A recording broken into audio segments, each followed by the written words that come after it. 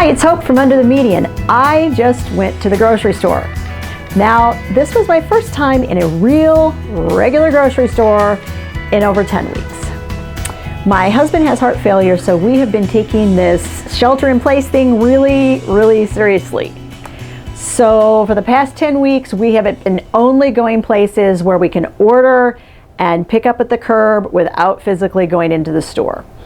Now, my friends told me it's gonna be different, and it was different. But not in some of the ways that I thought it was going to be different. One of the things I noticed immediately was that prices across the board, I have seen about a 10% raise in a lot of prices in a lot of different areas. And then we're also dealing with some of the shortages still, where you've got limits on things. So today I wanted to give you my 5 best tips for how you can still save money on groceries even while shopping during a pandemic. All right, ready? You'll notice that we are like right in front of my pantry. So we're gonna start out here and I'm going to give you my 5 best tips. All right, so the first thing that you want to do when you're grocery shopping these days is that you want to focus on the basics. Don't buy a lot of junk food. This is one of the really strategic ways that my husband and I saved money on groceries when we were saving to pay cash for a house while raising 4 kids on a less than average income. It was very challenging. So one of the ways that I really kind of came about kind of a new grocery plan during those days was I actually physically grabbed my receipts after I was done shopping and I analyzed them. One of the things I was looking for was, where am I wasting money? And inevitably, the ways that I was wasting money that I really didn't need to spend was buying processed junk foods. So tip number 1 is to really look at what you're buying and focus on the basics. Let me give you an example. Yes, I have 25 pounds of flour sitting on my floor. As you might imagine, not going to the grocery store for over 10 weeks, I baked bread from scratch for the past at least 10 weeks. My family has decided they really like my bake from scratch bread, so they have requested that continue. Now, I got this 25-pound bag of flour from Sam's for a little over $6. The reason that it's important to stock up on stuff like this is this is an important versatile ingredient. All right, not only can I bake bread, I can do a whole lot of other things with a 25-pound bag of white flour. The other thing that you want to look at, and I've noticed, so we are vegan, so I'm not looking at the meat section, but all of my friends who eat meat are telling me, and I saw it today, meat is severely limited. So when you are at the grocery store, whether you are vegan like me or whether you are not, you're going to need to focus on different sources of protein other than meat. So plant-based sources of protein are incredibly inexpensive. This 2-pound bag of black beans was well under $2 at Aldi today. This will give you a lot of bang for your buck and a lot of protein, and it will fill you up because there's a lot of fiber, and it will cost you far less than the steak or the hamburger or the chicken or whatever other meat you are purchasing at the grocery store. This also had limits. It was a limit 2. I bought the limit. That is the next tip I want to give you, is strategically buy the limit. Now, what do I mean by strategically? You'll notice I put that word right in front of there because it's really important. All right, there is a limit on canned goods. At Aldi, the limit is 4 of each type of canned good. Now, the limit was not 4 on all tomato products, so you could only buy a combination of 4 tomato products. It was a limit of 4 per product.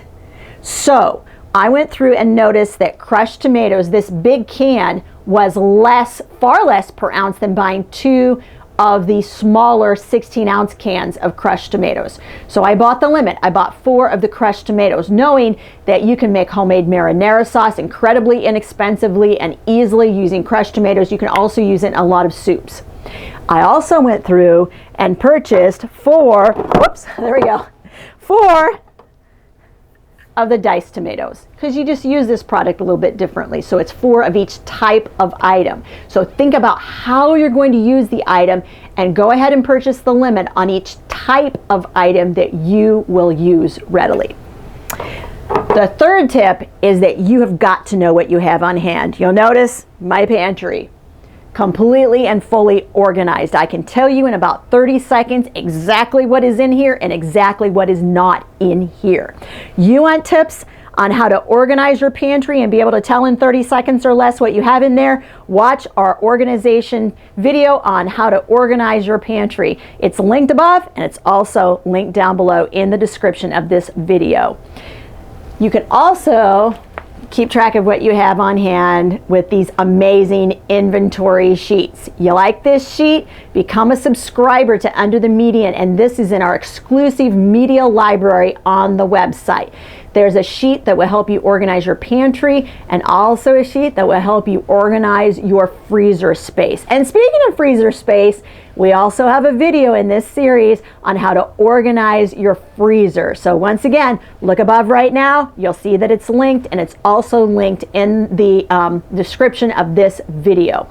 This is super important that you know what you have on hand. Otherwise, you will wind up wasting money, spending money on things that you don't need, that you already have, or going to the grocery store and forgetting critical things that you do need and you don't buy because you don't know that you've just run out of it.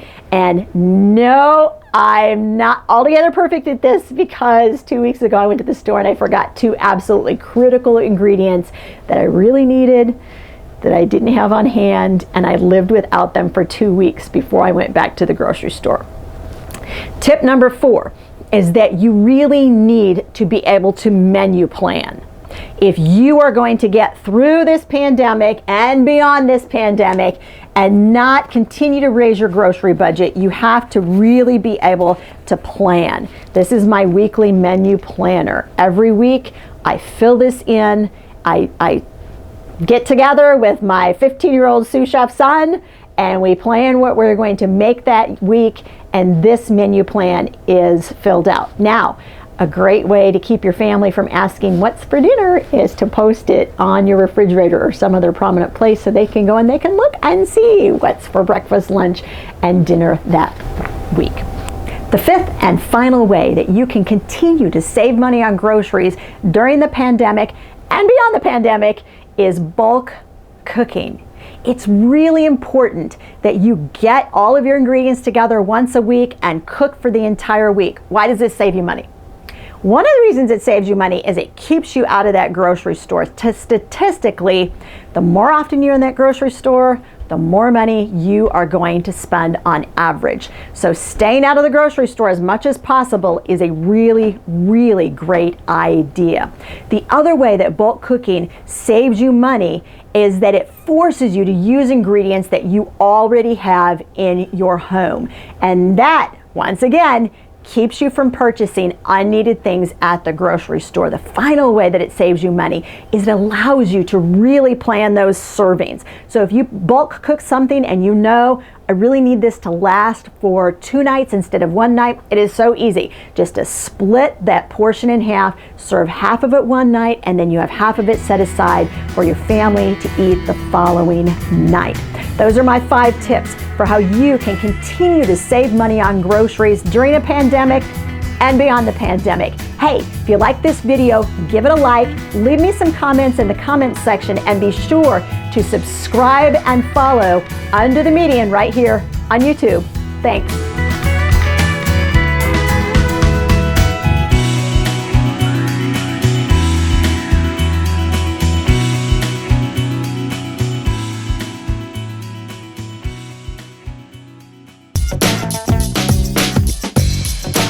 What about that white package here? What about that? That's showing up in the picture. Oh, I can move that. Okay, put it on the way. Good. Whoops, oh crap, I just put my foot right through that thing. I didn't mean to, I thought it would go back. Oh, okay. Well, Dollar Tree